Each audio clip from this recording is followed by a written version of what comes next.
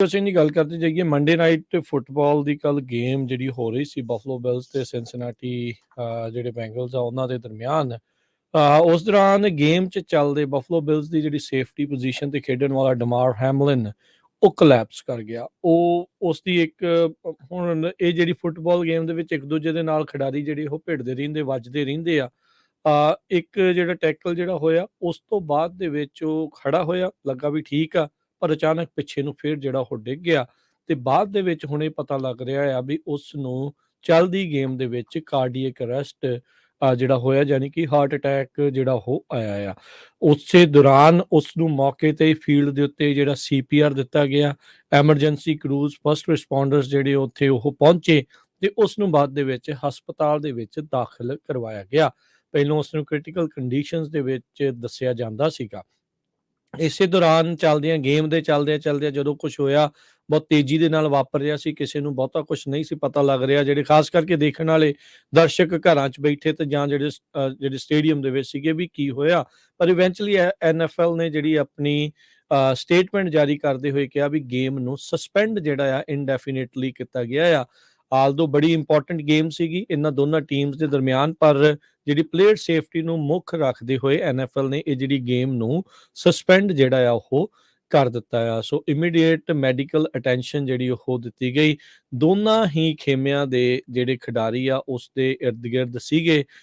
ਸਾਰੇ ਜਣਿਆਂ ਨੇ ਮਿਲ ਕੇ ਅਰਦਾਸ ਵੀ ਕੀਤੀ, ਪ੍ਰੇ ਵੀ ਕੀਤਾ ਤੇ ਬਾਅਦ ਦੇ ਵਿੱਚ ਹੁਣ ਜਿਹੜਾ ਕਹਿੰਦੇ ਆ ਵੀ ਥੋੜਾ ਜਿਹਾ ਉਹ ਸਟੇਬਲ ਦੱਸਿਆ ਜਾਂਦਾ ਆ ਤੇ ਉਹਦੇ ਪਰਿਵਾਰ ਦੇ ਵੱਲੋਂ ਅੱਜ ਸਟੇਟਮੈਂਟ ਰਿਲੀਜ਼ ਕੀਤੀ ਗਈ ਆ ਵੀ ਕਹਿੰਦੇ ਵੀ ਅਸੀਂ ਬਹੁਤ ਧੰਨਵਾਦੀ ਆ ਸਾਰਿਆਂ ਲੋਕਾਂ ਦੇ ਜਿਨ੍ਹਾਂ ਨੇ ਇਸ ਮਾਮਲੇ ਵਿੱਚ ਸਪੋਰਟ ਜਿਹੜੀ ਉਹ ਕੀਤੀ ਆ ਤੇ ਜਿਹੜੇ ਸੀਨ ਅੱਖਾਂ ਦੇ ਮੋਹਰੇ ਲੋਕਾਂ ਦੇ ਦਰਸ਼ਕਾਂ ਦੇ ਮੋਹਰੇ ਜਿਹੜੇ ਉਹ ਘਟੇ ਆ ਜਿਹਦੇ ਕਰਕੇ ਕ੍ਰਿਟੀਕਲ ਕੰਡੀਸ਼ਨ ਦੇ ਵਿੱਚ ਹੋਇਆ ਸੀ। NFL ਤੇ ਪਲੇਅਰ ਸੇਫਟੀ ਇਹ ਅੱਜ ਦੇ ਨਹੀਂ ਬਹੁਤ ਚਿਰ ਦਾ ਮੁੱਦਾ ਜਿਹੜਾ ਇਹ ਚੱਲਦਾ ਆ ਰਿਹਾ ਆ।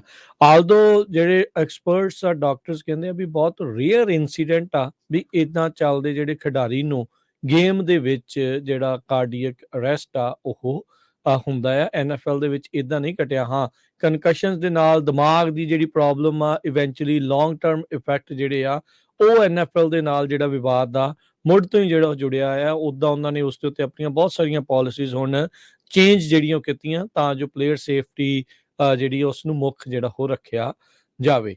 ਇੱਕ ਜਿਹੜਾ ਹਰਜੋਤ ਸਿੰਘ ਜੀ ਹੈਮਲਿਨ ਨੇ ਇੱਕ ਚੈਰਿਟੀ ਸ਼ੁਰੂ ਕੀਤੀ ਸੀਗੀ ਨਿਆਣਿਆਂ ਦੇ ਖਿਡੌਣਿਆਂ ਨੂੰ ਜਿਹੜਾ ਉਹ ਲੈ ਕੇ।